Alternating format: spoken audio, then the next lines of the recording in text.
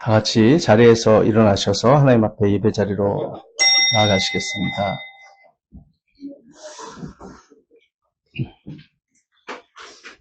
하나님은 영이시니 예배하는 자가 영과 진리로 예배할지니라. 아멘. 자, 오늘 저희들에게 주시는 하나님의 말씀은 마태복음 5장 13절부터 16절 두 번째 말씀인데요. 너희는 세상의 소금과 빛이라 라는 제목으로 두 번째 말씀 전하겠습니다. 말씀 제가 읽어드립니다. 너희는 세상의 소금이다. 소금이 짠맛을 잃으면 무엇으로 그 짠맛을 되찾게 하겠느냐. 짠맛을 잃은 소금은 아무데도 쓸데가 없으므로 바깥에 내버려서 사람들이 짓밟을 뿐이다. 너희는 세상의 빛이다. 산 위에 세운 마을은 숨길 수 없다. 또 사람이 등불을 켜서 말 아래에다 내려놓지 아니하고 등경 위에다 놓아둔다. 그래야 등불이 집안에 있는 모든 사람에게 환히 비친다. 이와 같이 너희 빛을 사람에게 비추어서 그들이 너희의 착한 행실을 보고 하늘에 계신 너희 아버지께 영광을 돌리게 하여라. 아멘. 자, 여러분, 우리는 이 간단한 네 구절 안에 우리 주님께서 세상에 있는 그리스도인의 역할을 묘사하신 그림이 담겨 있다는 것을 봅니다. 한마디로 요약한다면 영향력이라는 단어였죠. 인간이라면 누구나 서로 영향을 주고받습니다. 좋은 영향을 주고받기도 하고 나쁜 영향을 주고받기도 합니다. 교회도 세상으로부터 영향을 받습니다만 예수님은 복된 자들의 삶을 사는 우리 그리스도인이 소금과 빛으로서 세상에 거룩한 영향을 끼쳐야 한다고 말씀하십니다. 자, 소금과 빛이 된다는 것이 무엇을 의미하는지 이해하시도록 이 본문에 네 가지 요점을 제가 전하고 있습니다. 다음과 같죠? 첫째, 전제 조건. 둘째, 하나님의 계획. 셋째, 문제. 넷째, 목적입니다. 지난주에는 첫째인 전제 조건이 무엇인지를 배웠습니다. 간단히 요약을 해보겠습니다. 1. 전제 조건입니다. 이 본문은 두 가지를 전제로 합니다. 세상은 부패했기에 소금이 필요하고 세상은 어둡기에 빛이 필요하다는 것이죠. 따라서 전제 조건은 세상의 부패와 어둠입니다. 세상이 빛을 필요로 한다는 사실은 세상의 어둠을 전제로 하고요. 세상이 소금을 필요로 한다는 사실은 세상이 타락했거나 썩어가고 있음을 전제로 하는 것이죠. 성경의 가르침에 의하면 과학이 아무리 발전하고 교육 수준이 높아진다 하더라도 사람들의 도덕성은 점점 나빠질 것입니다. 그것을 디모데후서 3장 13절에서 이렇게 얘기합니다. 악한 자들과 속이는 자들은 더욱더 악하여져서 남을 속이기도 하고 속기도 할 것입니다. 라고요. 세상이 악하다 보니 선량한 그리스도인들도 정신적으로 스트레스, 노이로즈에 상처를 엄청 받습니다. 교회 밖에서는 정신질환에 걸리고 죽고 싶어하는 사람들이 확산되고 있습니다. 그리스도인들도 그런 영향을 받지 않는다고 말할 수 없지요. 세상은 어둡습니다. 세상은 더욱더 썩어 들어가고 부패하고 있습니다. 이것이 세상은 빛과 소금을 필요로 한다고 하는 주님의 말씀의 대전제입니다. 세상이 부패와 어둠이라는 그런 전제는 우리를 두 번째 요점으로 이끌죠. 두 번째 말씀 뭘까요? 하나님의 계획입니다. 하나님께서는 계획을 가지고 계세요. 이러한 부패와 어둠의 세상에 대한 하나님의 해결책, 하나님의 계획은 바로 예수님을 따르는 그리스도인들, 즉 예수님의 제자들의 역할입니다. 그것을 강조하기 위해서 마태는 예수님의 강조의 뉘앙스를 문법적으로 살려냈습니다. 헬라어 문법이요. 13절 너희는 세상의 소금이다와 14절 너희는 세상의 빛이다에서 대명사 너희는 헬라어 용법상 강조된 표현입니다. 우리말에는 나타나지 않죠.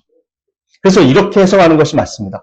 오직 너희만이 세상의 소금이며 오직 너희만이 세상의 빛이다. 이렇게 강조해서 읽어야 됩니다. 다른 누구도 아닙니다. 바로 저와 여러분과 그리스도의 교회가 세상의 소금이고 빛입니다. 우리는 세상 사람들처럼 부패해서도 안 되고 어두워져서도 안 됩니다. 우리가 세상의 부패 속에서 살아가는 자들에게 부패하지 않는 삶을 보여주어 그들을 그리스도께 인도하고 구원해야 합니다.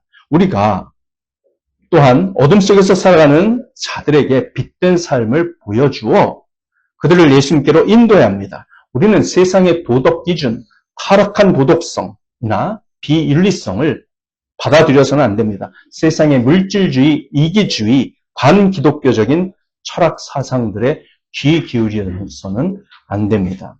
근데 그 너희는 복수이죠, 복수. 예수님을 믿고 성령으로 거듭난 신자들의 공동체인 교회를 말씀하는 것입니다. 그렇죠. 우리가 아무리 소금 알갱이 하나가 크다고 해도 음식이나 생선에 소금 한 알만 뿌린 적이 있습니까? 한 알만 이렇게 딱 뿌려요? 그렇지 않죠? 소금은 여러 알갱이로 함께 작용할 때 효과를 내잖아요.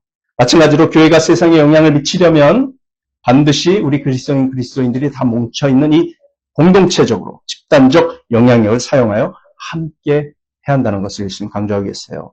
자, 예수님의 말씀 핵심은 소금이 되어달라가 아니라 너희는 소금이다라는 것입니다. 죄를 회개하고 예수님을 유일한 구원자로 믿는 그리스도인, 즉 성령으로 거듭난 그리스도인은 자신이 인식하든 못하든 이미 소금입니다. 예수님께서 우리에게 요구하시는 유일한 것은 너희가 짠맛을 내야 한다는 것입니다. 간 믿은 그리스도인도 이미 소금입니다. 문제는 우리가 예수님께서 원하시는 거룩한 삶을 위해 얼마나 믿음이 성장하고 훈련이 되며 성숙해지느냐입니다. 예수님을 닮은 거룩한 마음이 커질수록 소금의 맛도 진해집니다. 그리스도인은 자신의 신앙이 좋은 줄로 착각할 수 있어요. 예수님께서 원하시는 것과 전혀 다른 방향의 신앙생활을 하면서도 자신의 신앙이 옳다고 혼자 착각한 대표적인 사람이 바로 독일 나치 정권의 히틀러입니다. 히틀러의 나치 정권은 약 600만 명의 유대인들과 또한 다른 수백만 명을 학살했습니다. 또한 히틀러와 나치 정권은 약 1930만 명의 민간인과 전쟁 포로를 의도적으로 살해했어요. 히틀러는 공산주의를 극도로 싫어했고 유대인들이 공산주의를 확산시킨다고 생각하여 유대인을 학살한 것으로 알려져 있습니다. 히틀러는 카톨릭 신자였고 카톨릭 교회와 나치 정권의 협약을 이끌어내었으며 그는 자신의 신앙이 좋다고 생각했습니다. 그리고 히틀러는 나치 정권의 목표를 달성하기 위해 독일 안에 국가교회인 제국교회를 세웠고요. 그 교회의 신자들의 93%가 나치 당원들이었습니다. 이 제국교회는 우리와 같은 이 장로교회 같은 순전한 교회를 고백교회라고 이제 우리가 흔히 얘기하는데 그 고백교회를 핍박했고요. 그 고백교회와는 달리 이 제국교회는 아리안족인 독일인의 순혈주의를 강조하며 나치의 인종학살에 동조했습니다. 민족주의가 예수님이나 성경보다 더 위에 있는 가치와 목표가 될 때 기독교는 타락하고 우상숭배를 하며 괴물로 변하고 맙니다. 결국 당시 독일의 그 로마 카톨릭 교회와 제국교회의 그리스도인들은 나치 정권의 학살에 동조하며 침묵하며 동조한 꼴이 되었습니다. 히틀러는 55세가 되던 1945년의 어느 날 한 여인과 결혼했으나 러시아에 의해 죽기 싫어서 결혼 다음날 자살을 했습니다. 행복한 사람이 아니죠. 자, 아돌프 히틀러에 의해 많은 박해를 받았던 공산주의는요, 그 당시 살아남았습니다. 나치 정권은 사라졌어요. 반대로 사라졌죠. 지금이 어쩌면 인류 역사상 공산주의가 가장 강한 때인지도 모릅니다. 공산주의와 좌파는 미국에서도 큰 성공을 거두었고 한국에서도 매우 성공적인 시간을 보내고 있습니다. 현재의 공산주의의 약진의 근원은 바로 러시아 공산주의가 아니라 중국 공산당입니다.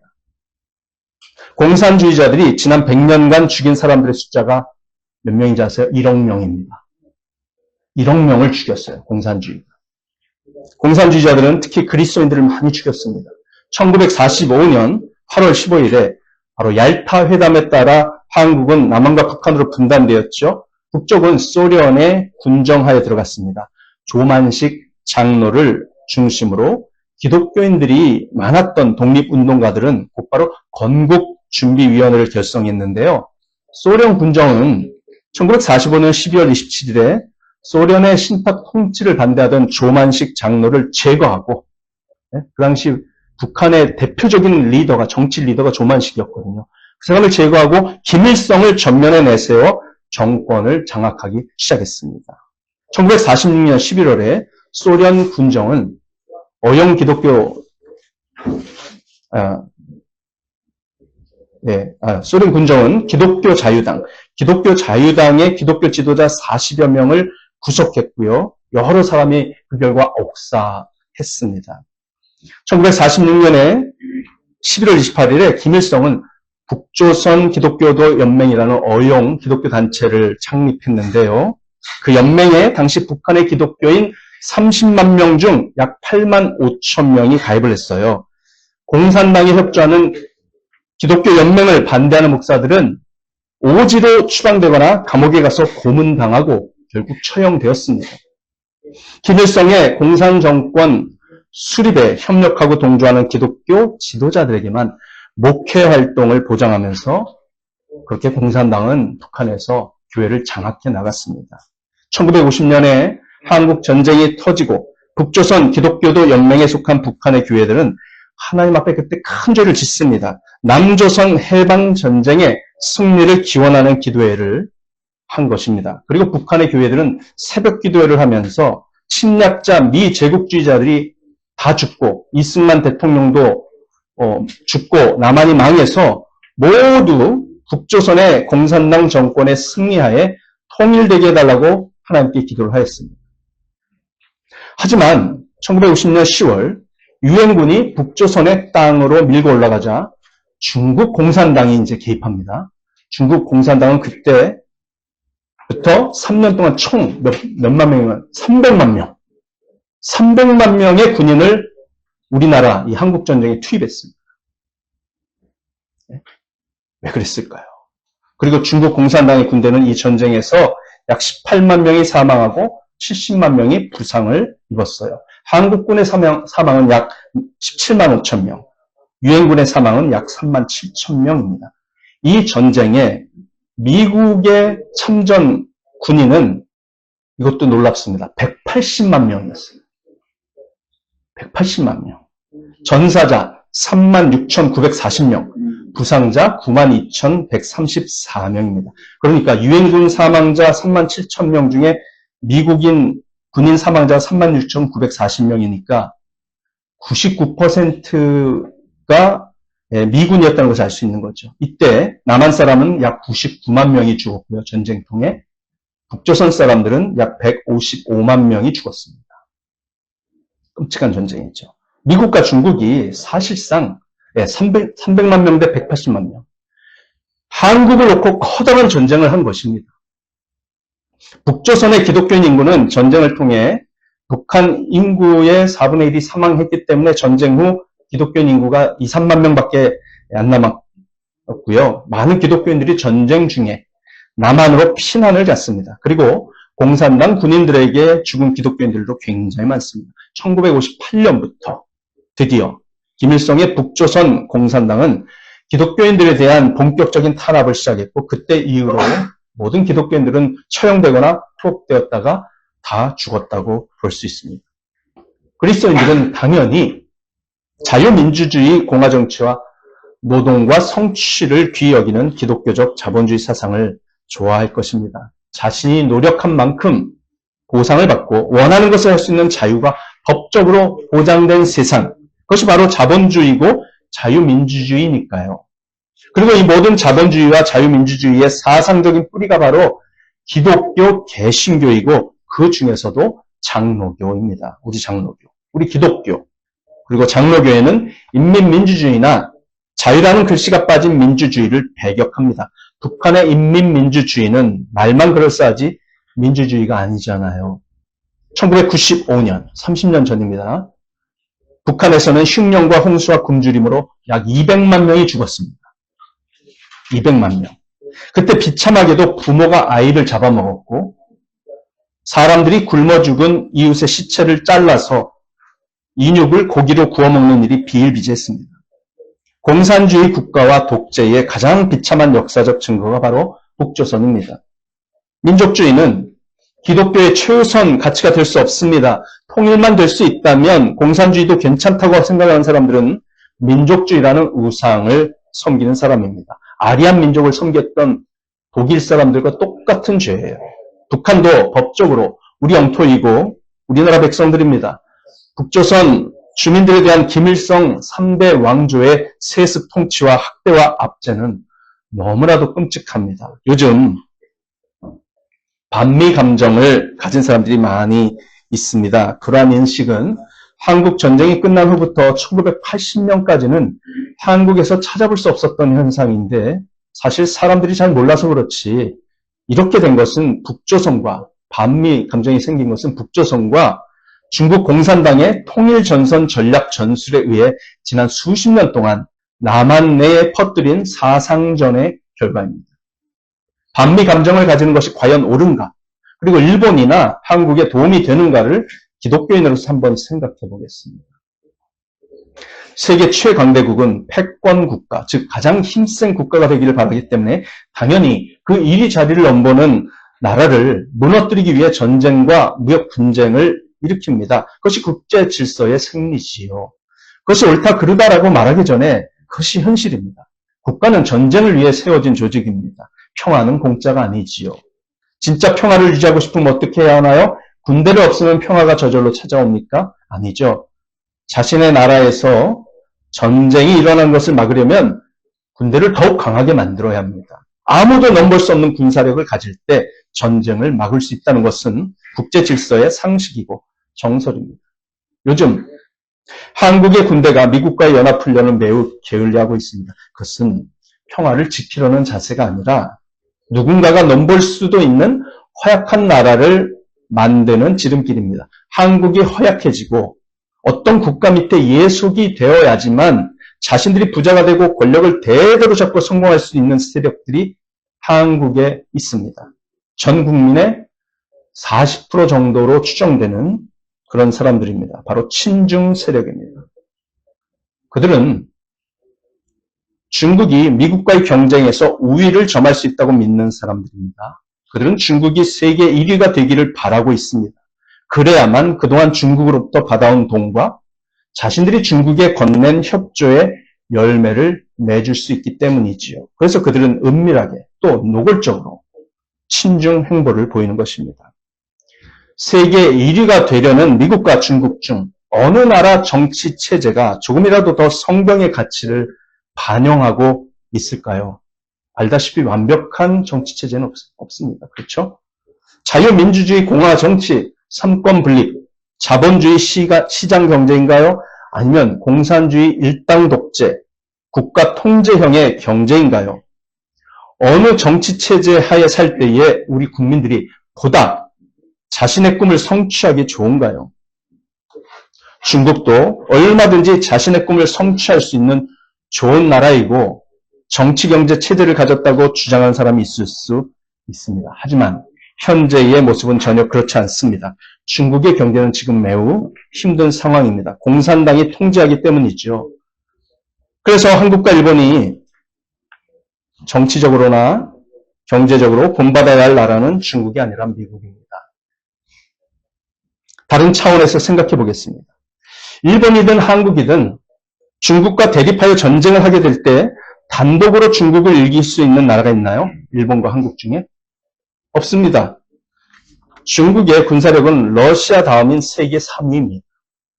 4위가 인도, 5위가 한국, 6위가 프랑스, 7위가 일본입니다.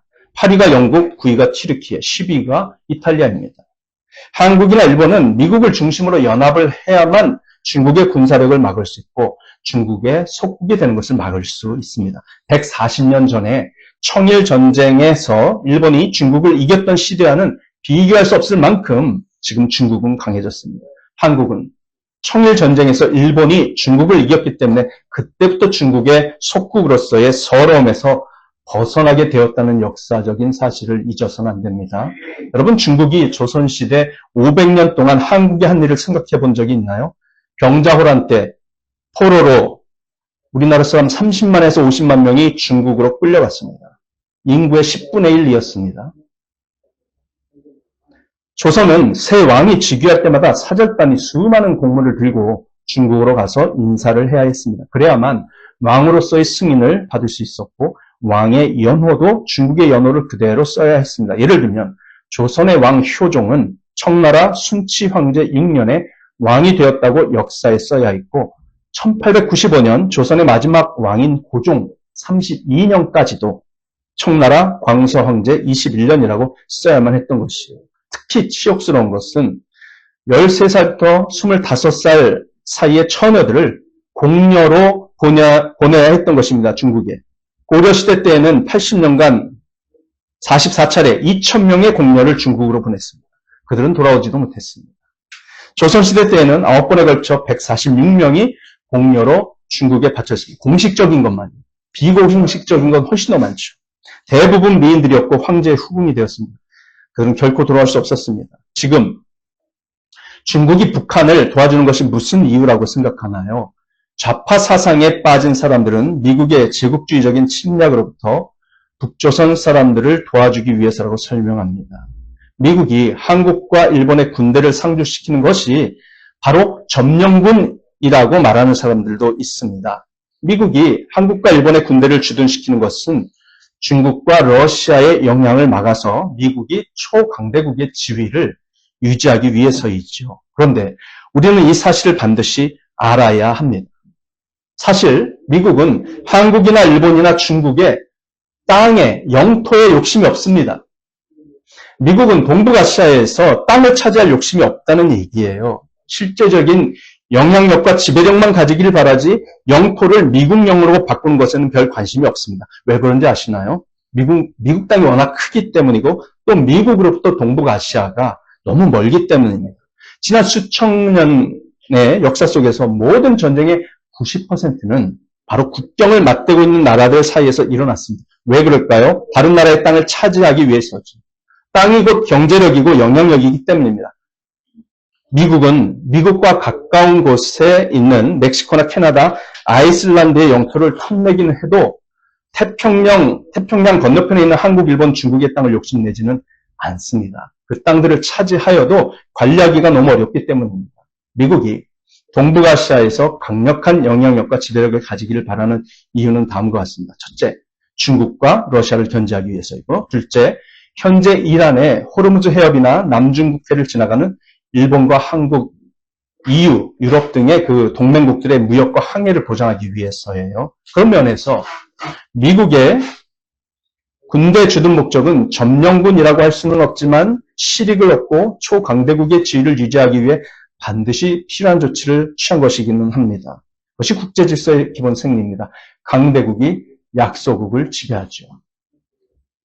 반면에 중국은 어떤가요? 이것을 생각해 보고서 일본과 한국이 중국과 미국 두 나라 중 어느 나라가 세계 1위가 되기를 바라는가를 결정해야 합니다. 중국은 일본과 한국의 거의 국경을 맞대고 있거나 너무 가까워서 실효적인 영토 지배를 할 수 있는 위치에 있습니다. 중국과 친해지면 당장 얻을 수 있는 경제적 이익들이 많습니다. 그래서 일본과 한국에서는 특정 정치 세력들이나 국제 정세에 따라서 미국과 중국 어느 한쪽만 일방적으로 지지하지 않고 양쪽을 다 관리해오는 방식으로 외교와 정치를 해왔습니다. 하지만 최근 10년 사이에 조용히 힘을 키워오던 중국이 미국에 도전장을 내미는 바람에 그러한 양쪽 줄타기 외교는 이제 불가능해지게 되었습니다. 미국과 중국 중 어느 한쪽을 택하라는 압박을 미국과 중국 양쪽으로부터 받게 되고 있는 것이죠. 중국은 일본과 한국에게 중국과 미국 중 한쪽을 택하라고 항의합니다. 미국도 같은 요구를 합니다. 그러면 일본과 한국은 어느 편에 서야 할까요? 당연히 미국 편에 서야 합니다. 왜냐하면 중국이 세계 1위가 되면 중국은 반드시 한국과 일본의 영토에 대한 실효적인 지배를 하는 것은 물론이고 두 땅을 자신의 나라로 만들려는 야심을 언젠가 드러낼 것이기 때문입니다. 일본과 한국의 노동력, 지식, 고급 두뇌들, 지정학적인 이점, 여러 자원, 미국의 공격을 막기 위한 방패 역할로서의 그 지정학적인 이점, 이런 것들을 생각하면 중국 입장에서는 이 두 나라의 영토를 당연히 가지고 싶어 할 것입니다. 그러므로 이 답은 정해져 있습니다. 둘 중에 하나를 선택하라고 한다면 국가의 이익과 미래 세대의 자유로운 행복을 위해서라도 우리는 중국과 손절하고 미국의 손을 잡아야 합니다. 그래야만 땅이라도 지킬 수 있고 자손들에게 이 영토를 물려줄 수 있기 때문입니다. 이것을 생각 못하고 당장 눈앞의 현실적 이익만을 생각하여 중국과 손을 잡는 것은 매우 어리석은 생각입니다. 심지어 미국은 나쁜 나라이고 점령군이니 우리는 북조선과 우리끼리 잘해서 통일을 이뤄야 한다고 주장하는 것은 사실상 매국 행위입니다. 그리고 중국은 동양 문화권, 한자 문화권이니 일본과 한국은 미국보다는 중국에 더 가까이 해야 한다라고 말하는 것은 어리석은 판단에 불과하죠. 현재 압도적인 초강대국은 미국입니다. 기술과 경제력은 물론 군사력이 너무나 차이가 나서 중국은 앞으로 100년이 지나도 미국을 능가할 수 없다는 것이 국제학 전문가들의 평가입니다. 전쟁에서 가장 중요한 공군 전력 분야에서 미국이 중국의 4배이며 핵무기도 4배가 더 많기 때문입니다. AI 반도체 기술도요, 30년 이상 미국이 앞서 있습니다. 절대 못 따라잡습니다. 지금 반도체 시장은 다 이렇게 미국이 왜 이렇게 하겠어요? 못 따라오게 하려고 하는 100년. 네, 그겁니다. 물론 일본이나 한국이나 모두 외교와 경제적인 면에서 당장 중국과의 관계가 끊어지면 많은 손해를 보는 것은 피할 수 없습니다. 하지만 시간이 조금 지나면 미국과 가까워진 대가로서 그 모든 것을 상쇄하는 이익을 돌려받게 되죠. 더구나 미국과 동맹을 유지해야 우리 영토를 지킬 수 있습니다. 미국과 동맹을 유지해야 기독교인으로서 더 성경대로 살 수 있는 환경을 유지할 수 있습니다. 더 많이 전도할 수 있고 더 행복한 가치를 자녀들에게 물려줄 수 있습니다. 전쟁을 피할 수 있습니다. 최근 일본은 부쩍 중국과의 관계를 정리하고 있고 미국 편에 바짝 붙는 외교, 경제, 군사적 행보를 하고 있습니다. 그래서 타카이치 총리의 지지율이 높은 것입니다. 국익을 위해 매우 지혜롭게 잘하고 있습니다. 현실적인 판단 감각이 매우 뛰어난 정치인입니다. 반면에 한국은 수십 년 동안 북한과 중국의 선전선동 및 통일 전선 전략에 의해 반미와 반일 분위기를 형성해 왔고 역사를 조금씩 비틀고 왜곡시켜 온 결과 국민들이 분열되어 있습니다. 일본 내에서는 공산 세력과 친중 세력이 소수에 불과하지만 한국은 겉으로 볼 때 40% 가까이 돼요. 그래서 지금 한국은 매우 위태합니다. 한국은 매우 배은망덕하고 은혜를 모르는 나라로 미국에 의해 낙인이 찍혀가는 중입니다. 일본은 생각해 보세요. 미국으로부터 핵폭탄 2발을 맞고 수십만 명이 죽고 패전국이 된 아픈 기억을 갖고 있음에도 불구하고 국가의 현실적이고 장래적인 이익을 위해 적극적으로 미국에 가까이 다가가고 미국의 군사적 요구에 협조하고 있습니다. 반면에 한국은 미국이 남한의 자유민주주의를 지켜주기 위해 이승만 대통령과 상호 방위 조약을 맺었고 그 조약을 받들어 1950년 한국 전쟁에 참전해서 유엔군들을 이끌고 3만 7천 명의 군인들이 죽고 9만 명 가까이가 부상당하는 그런 희생을 했지 않습니까? 그렇게 피로 맺은 동맹이 한국과 미국의 동맹입니다. 그런데도 불구하고 지금 한국 사람들은 정신을 잃고 반미 감정을 키워가고 있습니다. 어쩌자는 말입니다. 언론, 교육, 출판, 종교, 의회, 사법, 행정 모두가 반미 세력의 힘에 눌려서 꼼짝 못하고 있습니다. 사실 여론조사를 정직하게 해보면 한국 사람들의 80%는 미국을 좋아하며 미국과의 동맹을 찬성합니다. 한국 사람들의 90%는 중국 공산당을 싫어합니다. 그럼에도 불구하고 무슨 이유에서인지 모르겠지만 입법부인 의회와 행정부와 사법부, 언론 등이 친중 반미 세력들에 의해 장악이 되어버려서 정책과 외교와 교육이 점점 미국과의 동맹을 흔들고 망가뜨리는 방향으로 급속도로 진행되고 있습니다. 그런데도 언론들은 이런 내용을 일부러 보도를 하지 않거나 적당히 포장하여 뉴스를 내보내는 기법, 즉 가짜 뉴스를 확대 재생산하고 있습니다. 그럼으로써 한국의 주요 신문사나 방송사의 뉴스를 챙겨보는 사람들 대부분은 지금 한국이 심각하게 한미 동맹의 균열을 겪고 있고 친중 속국화 및 공산화가 진행되고 있다는 사실을 잘 느끼지를 못합니다. 그리고 미국과 트럼프 대통령을 은근히 혹은 노골적으로 비판하고 조롱하는 기사들과 방송들로 도배되어 있는 환경이기 때문에 국제 정세에서 일어나고 있는 일에 대한 사실에 근거한 판단이나 균형 잡힌 판단을 못하고 미국에 대한 비판, 트럼프에 대한 비판에 동참하고 있습니다. 매우 위험한 상황입니다. 언론이 이렇게 가면 안 됩니다. 국익에 하등 도움이 안 돼요. 여러분, 미국에서 볼 때 한국의 언론이나 정부나 국민들은 매우 은혜를 모르는 사람들로 보일 것입니다. 한국을 위해 피를 흘리며 자유를 지켜주었고 지난 수십 년간 이런 강대국으로 한국을 키워준 은인인 미국을 무시하는 것은 매우 어리석은 일입니다. 그래서 미국은 지금 이런 한국을 뒤로한 채 일본을 가장 중요한 동맹국으로 삼고 일본을 키워주고 있습니다. 한국은 사실상 미국으로부터 채찍을 맞고 있습니다. 관세와 외교에 있어서 일본보다 훨씬 조건이 나쁜 대우를 받고 있죠. 다 한국이 자초한 일입니다. 좌파 언론의 악의적인 행태를 분별할 줄 모르는 정도의 지적인 수준에 대해 매를 맞는 것입니다. 역사를 조금만 깊이 들여다보십시오. 지금 한국의 언론이 미국을 비판하는 만큼 중국이나 북한이나 러시아를 비판하고 있나요? 언론이요, 언론. 그렇게 안 하고 있습니다. 트럼프를 조롱하는 만큼 시진핑이나 러시아의 푸틴을 비판하고 있나요? 아닙니다. 트럼프 비판 일색이에요. 매우 심각하게 편파적이고 악의적으로 교묘하게 언론을 통한 국민 세뇌화와 친중 공산 세력화를 이뤄가고 있습니다. 이런 상황을 똑바로 쳐다보아야만 그리스도인들이 세상 속에서 소금이 되고 빛이 된다는 것이 무엇인지를 결정할 수가 있습니다. 여러분들이 한국의 언론을 무비판적으로 받아들이고 국제정세를 오판한다면 히틀러의 나치 정권 하에서 유대인들 수백만 명을 학살하는 데 침묵하고 동참한 독일교회의 목사들이나 그리스도인들과 하등 다를 바가 없게 됩니다. 계속 한국 언론의 기사대로 생각을 고정시켜 버린다면 여러분들은 중국 공산당과 북한 공산당이 자신도 모르게 부역하게 된다는 사실을 알아야 해요. 끔찍한 일입니다. 전 세계에서 중국의 공자 학교가 설치되어 있는 선진국은 한국밖에 없다는 것을 알고 있습니까? 공자 학교가 있는 대학교가 한국에 수십 개입니다. 미국, 캐나다, 일본에도 과거에 공자학교가 있었지만요. 이런 선진국들은 공자학교를 통해서 천문학적인 중국의 돈이 자신의 나라로 흘러 돌아온다는 것을 알았고요. 이 공자학교가 사실상 자신의 국민들을 중국과 친해지도록 하는 공산화의 부드러운 전술이라는 것을 간파했습니다. 그래서 그 선진국들은 공자학교를 다 쫓아냈습니다.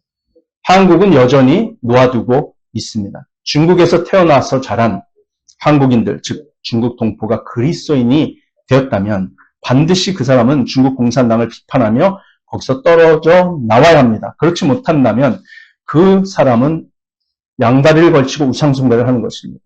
중국 공산당이 중국의 신장과 우르무치 지역에서 사람들을 학살하고 괴롭힌 반인권적인 행태를 한번 찾아보시고 생각해 보십시오. 중국 공산당과 시진핑이 독재를 하기 위해 지난 10년 동안 중국에 있는 기독교 선교사들의 재산을 몰수하고 수천 명을 쫓아내고 교회를 폐쇄하고 불태우고 심지어 중국인 목사들과 기독교인들을 감옥에 가둔 것을 좀 찾아서 아시고 생각해 보십시오. 어떻게 중국 공산당을 찬성하면서 동시에 그리스도인이 될 수 있나요? 그것은 양다리를 걸친 것이며 하나님께 대한 배신입니다. 1946년부터 1960년대까지 북한에서 죽어간 목사들과 그리스도인들이 지금 하늘에서 울고 있습니다. 80년이 지났습니다. 우리 한국의 그리스도인들은 그들의 울부짖음을 들어야 합니다. 북한 주민들을 해방시켜 주어야 합니다. 북한 김일성 3대 왕조를 무너뜨리고 그 아래에서 압제당하고 있는 선량한 북한 주민들을 해방시켜 주어야 합니다. 그들의 인권이 얼마나 유린당하고 있고 압제를 당하고 있는지를 계속 기억하면서 그들을 위해 기도하고 그들의 현실을 계속 알려야 합니다. 그것이 바로 북조선 인민들을 위한 인권운동이죠. 북조선 사람들의 인권이 얼마나 말살을 당하고 있는지를 말하지 않으면서 반미적인 이야기를 하고 보수 정치인들을 비판하는 그리스도인들은 사실 균형을 잃은 것이고 지금 속고 있는 것입니다.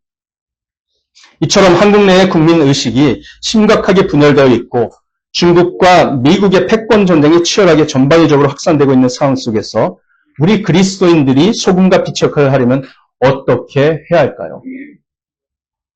첫째, 언론을 통해 얻는 정보를 공정하게 취득하라고 말씀드리고 싶습니다. 미국 CNN, 워싱턴 포스트, MBC 방송, 로이터, 영국의 BBC 방송 등이 공정하고 사실만을 다루는 굉장히 수준 높은 언론사라고 다들 생각하는 편입니다. 그리고 한국의 조선일보, 동아일보, 중앙일보, 한겨레 신문 등 대다수의 메이저 신문사들과 KBS, MBC, SBS, YTN 등의 방송사들은요, 앵무새처럼 그 미국의 CNN 같은 방송사들과 신문사들의 기사들을 퍼나르고 있습니다. 사실 위에 열거한 미국과 한국의 방송사와 언론사들은 다 반트럼프 진영의 좌파 매체들입니다. 그리고 대표적인 가짜뉴스 생산 기지들입니다. 여러 증거들이 있습니다. 너무 증거들이 많아서 뭐 다 소개할 수 없을 정도인데 한 가지만 제가 얘기하겠습니다. 그들이 가짜뉴스 생산자들인 이유 중 대표적인 것이 2024년 미국 대통령 선거에 대한 보도 행태였습니다. 위 미국의 방송사들과 언론들은 캐멀라 해리스가 당선될 것이라고 또 압도적으로 거짓되고 조작된 여론조사만을 발표해 왔습니다. 그런데 라스무센 리포트라는 여론조사 업체는 매우 정확한 예측으로 유명한데요. 꾸준히 트럼프의 압도적인 승리를 예측했습니다. 결과는 그 라스무센 리포트하고 똑같았어요. 트럼프의 압도적인 승리였고 그 여론조사의 명성과 권위는 다시 입증되었습니다. 한국의 거의 모든 신문사 방송사들도 CNN 등의 편파 보도와 방송만을 앵무새처럼 복사해서 기사를 퍼날랐기 때문에 한국 국민들은 거의 다 트럼프가 낙선한다고 기사를 썼습니다. 그 기사를 쓴 걸 보고 그렇게 믿었습니다. 그리고 지금도 CNN 등의 반트럼프 성향의 기사를 퍼나르며 비난하고 있습니다. 국익에 아무런 도움이 되지 않습니다. 여론을 형성하는 이런 언론이 이렇게 반트럼프 비판 기사를 계속 써대는 것은 국익에 도움이 안 돼요. 제가 실례를 하나 드릴게요. 일본이 경제적으로 소위 잃어버린 40년을 겪는 것은 1985년의 플라자 합의 때문이었습니다. 당시 일본은 수출로 매우 강한 경제력을 갖게 되었습니다. 그리고 엔저 환율을 유지하면서 수출 경쟁력을 계속 유지했죠. 그러나 1985년에 미국이 일본의 엔저 환율 정책을 환율 조작이라고 규정하고 엔고 현상으로 유도하는 플라자 합의를 하면서 일본은 급격히 수출 가격 경쟁력을 잃었고 버블 경제가 붕괴했고 지난 40년간 극심한 저성장의 늪에 빠진 채 왔습니다. 그 반사이익을 받은 나라가 바로 한국이죠. 일본과 경쟁력에서 우리가 우위를 점했으니까요. 그런데 그때 그렇게 된 작은 단서와 계기가 뭔지 아십니까? 바로 언론입니다. 일본의 언론. 당시 일본 언론사들이 미국의 부시 대통령을 조롱하는 기사를 내보낸 것이 미국인들과 부시 대통령의 자존심을 건드렸기 때문에 플라자 합의에서 일본도 끼게 됐다라는 해석이 우세합니다. 당시 정상회담을 하면서 편안한 일정 중에 미일 정상이 술을 마셨는데요. 부시 대통령이 술에 취해 일본 정상의 다리에 꼬꾸라졌다고 해요. 그 직후 일본 언론이 미국 부시 대통령을 조롱하는 기사를 내보냈는데 뭐라고 했냐면 미국이 일본에게 꼬꾸라졌다. 그렇게 조롱을 했어요. 그래서 그것이 잃어버린 40년의 문을 여는 플라자 합의에서 뭐 영국, 독일 등 여러 나라를 미국이 이제 그렇게 해서 고환율로 이렇게 유도를 했는데 일본을 빼주지 않은 이유가 바로 이것 때문이었다는 거죠. 가장 중요한 동맹, 일본을. 그게 정설입니다. 한국의 언론과 국민들은 무분별한 미국 비판, 트럼프 비판에 대해 조심해야 합니다.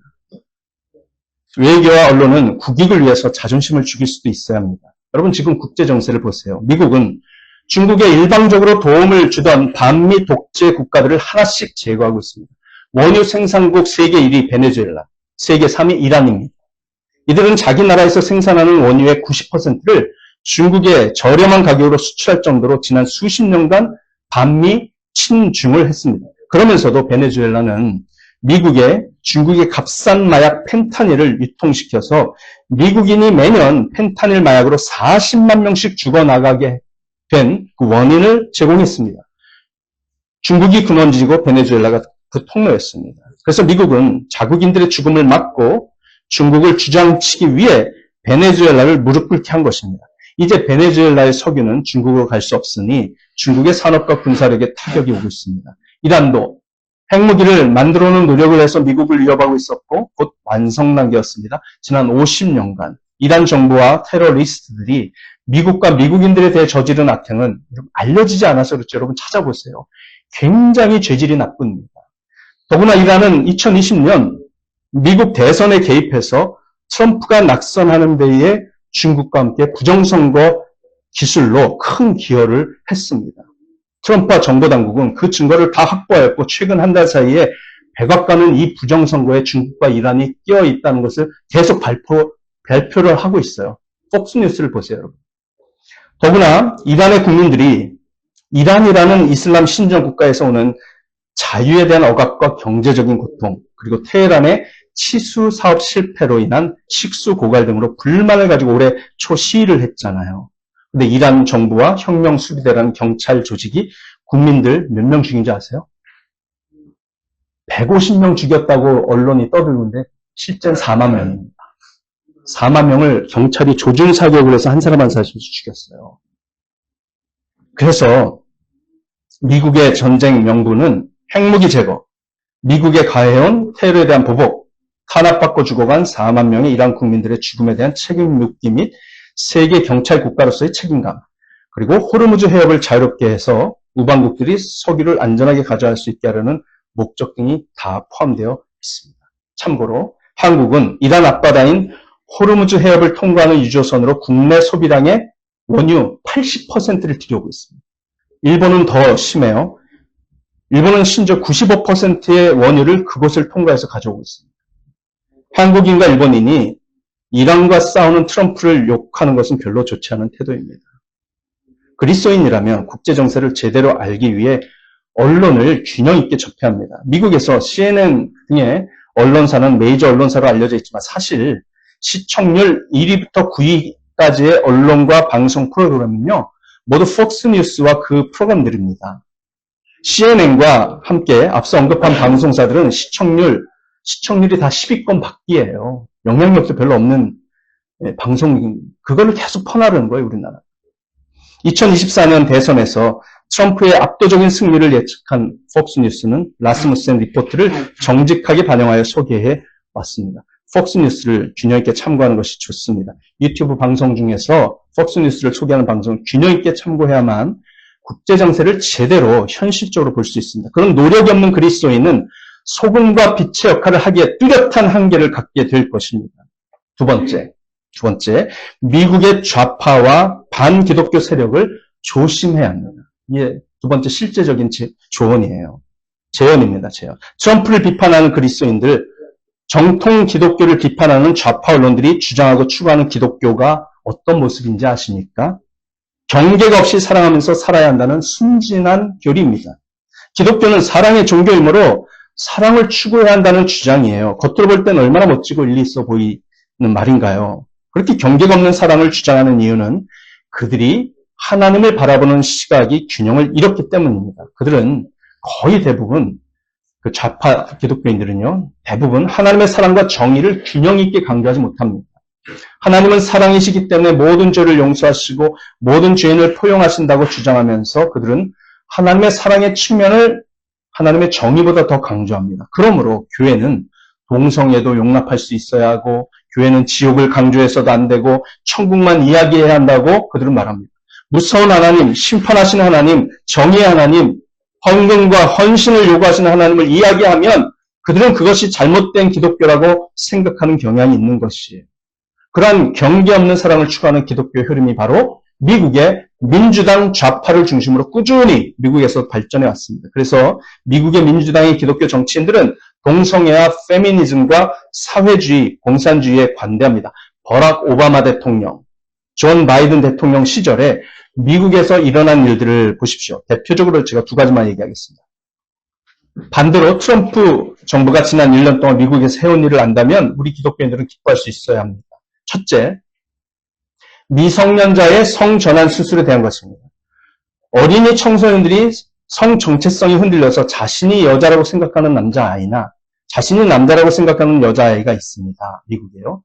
근데 미국 민주당, 특히 바이든이 정권을 잡았던 시절 미국의 교육부는 그런 아이들이 부모의 동의나 허락도 없이 성전환 수술을 받도록 교사들을 통해서 상담하고 부추겨서 그 모든 수술을 국가 예산을 가지고 하도록 허용했습니다. 나중에 그것을 알게 된 부모들은 경악하고 분노했죠. 아니 세상에 자기 자녀가 부모도 모르게 그런 수술을 받다니요. 동의도 없이. 그런데 트럼프 정부에서 이제 미성년자들이 성전환 수술을 받고자 할 때는 반드시 부모의 동의가 있도록 교육부 정책을 트럼프가 바꿨습니다. 당연한 것 아닌가요? 부모가 보호자이고 1차적인 교육 책임자이니까요. 둘째, 성전환 수술을 한 사람의 스포츠 경기 참여에 대한 것입니다. 미국의 대학 수영 경기, 복싱, 농구, 특히 2022년 파리올림픽 등에서 성전환 수술을 한 남성 염색체를 가진 선수들이 여성들과 복싱을 하고 수영 경기를 겨루는 일들이 논란이 되었었습니다. 생물학적 남자 선수들이 성전환 수술을 했다는 이유로 여성 스포츠에 참여하는 것이 허용된 것은 모두가 존 바이든 민주당 정부 때 생긴 것들입니다. 여성 호르몬제를 쓰므로 그 남성들이 외모상은 여성처럼 보이지만 그들의 남성 염색체까지는 바꿀 수 없습니다. 남자입니다. 생물학적으로 여전히 남자예요. 그들의 외모가 여성처럼 보여도 근육과 골격이 여성들과 달리 더 크고 더 튼튼합니다. 그들이 계속 여성 스포츠에서 1등을 차지하니 여성 선수들이 의욕 상실을 겪게 되었던 것이죠. 트럼프는 취임하자마자 행정서명으로 그 모든 것을 다시 원상태로 돌려놓았습니다. 이제 성전환 수술을 한 남자 선수들은 여성 스포츠에 참여할 수 없습니다. 트럼프는 바이든 대통령이 없애버렸던 백악관의 부활절 예배를 다시 돌려놓았습니다. 트럼프 덕분에 미국에서 더 이상 남자들이 자신은 여성이라고 주장하면서 생식기를 드러낸 채 여성 사우나에 들어가는 일이 없어지게 됐습니다. 한국 여자들이 미국에서 사우나 운영을 많이 했거든요. 근데 생식기를 내보이는 남자들이 자꾸 침입을 하는 거예요. 그걸 한국 여성 주인이 제지를 했더니 미국 법원에서 이 주인한테 벌금을 부과했어요. 그게 바이든이 만든 법 때문입니다. 근데 트럼프가 이거를 되돌려놨습니다. 이제는 남자들이 나 여자야 이렇게 주장하면서 여성 사우나에 못 들어갑니다. 이제. 네? 기독교인들이 정말 좋아하고 환영할 만한 대통령이 바로 트럼프입니다. 성경의 가치를 지키기 위해 싸웁니다. 이런 장황한 이야기가 왜 우리가 소금과 빛의 역할을 생각할 때 중요한가요?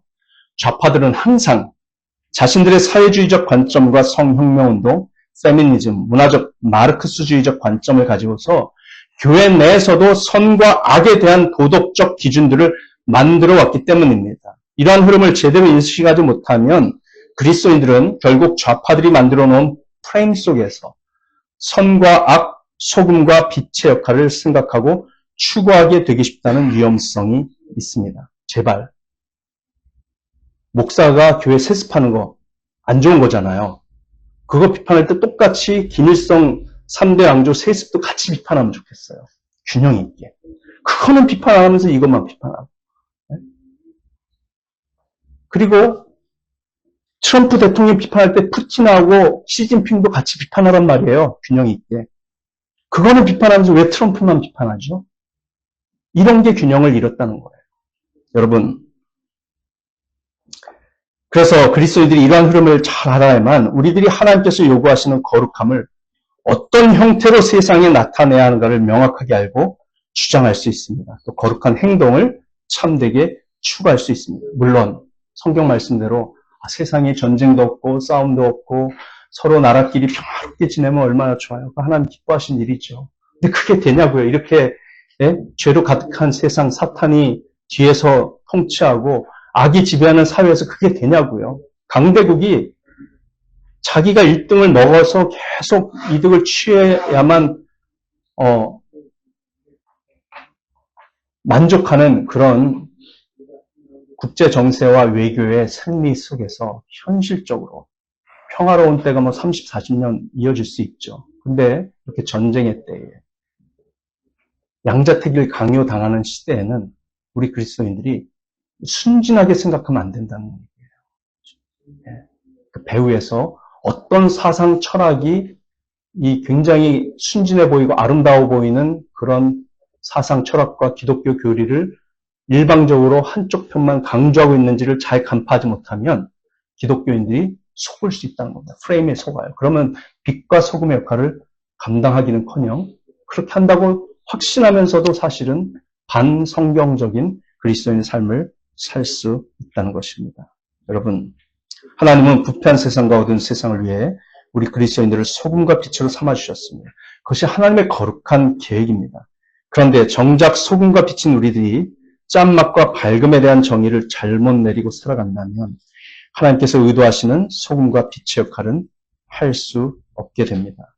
여러분 모두가 균형 잡힌 시각을 가진 그리스도인들이 되시기를 소망합니다.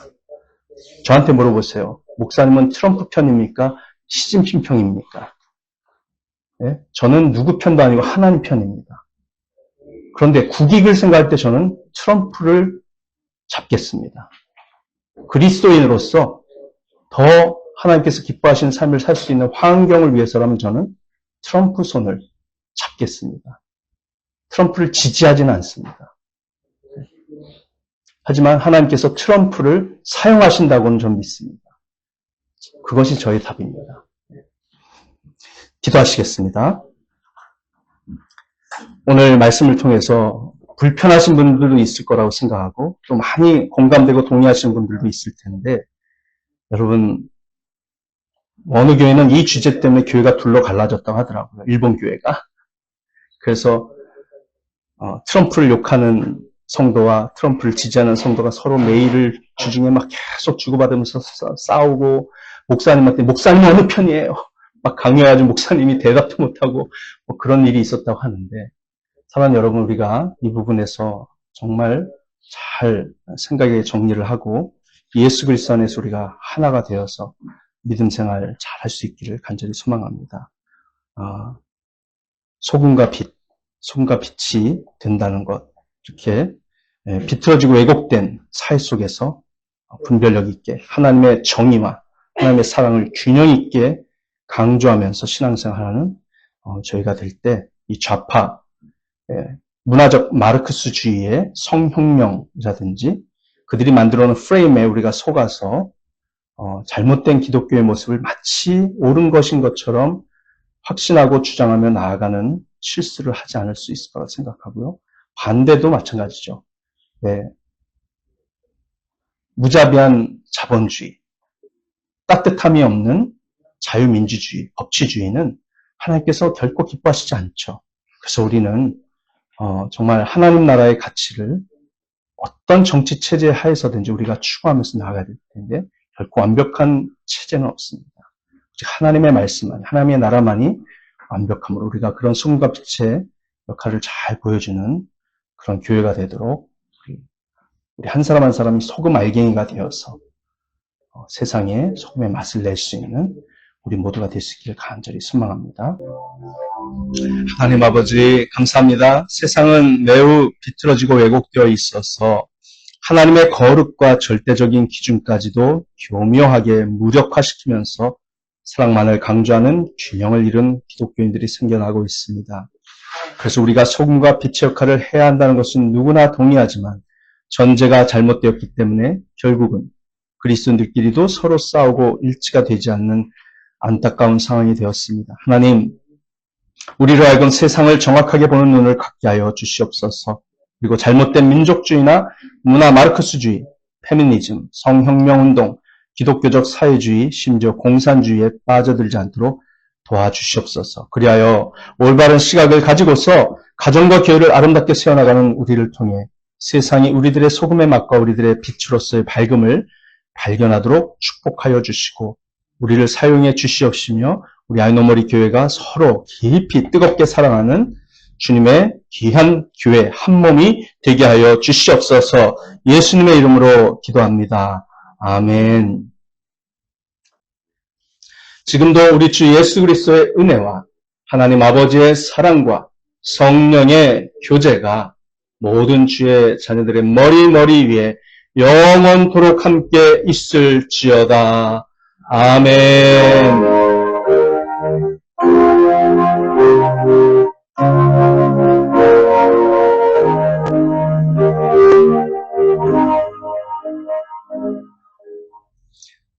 감사합니다. 감사합니다. 앞뒤 좌우로 인사 나누시겠습니다. 사랑하고 축복합니다. 사랑 축복합니다.